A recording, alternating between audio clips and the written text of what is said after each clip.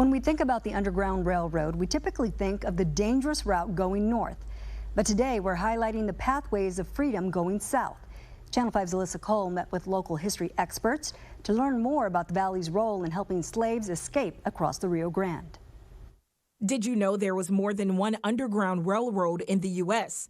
Close to 10,000 slaves used beaten paths to escape to freedom through the valley with the help of mixed-race families that settled along the Rio Grande River. But it wasn't easy. Slaves would have to trek across the Nueces Strip. It's a regional area between the Nueces River in Corpus Christi, the Rio Grande River, and all the way to Laredo. The journey between Corpus and Brownsville was a daunting 150-mile trip made by foot. We're here on Highway 281 just north of Edinburgh, and this area is part of the Nueces Strip.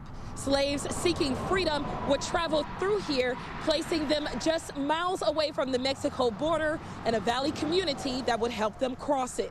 Traveling through that is very uncomfortable and dangerous in the sense that there's lots of cactus. You would get pricked by the thorns on cactus. You could be stepping on a rattlesnake or a scorpion. Roseanne Bacha Garza is a lecturer of anthropology at UTRGV.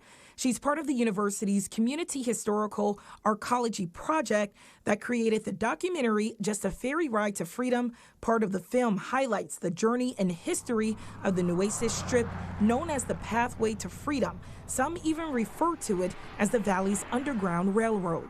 Are many people aware that Pathways to Freedom ran southwest through Texas into Mexico?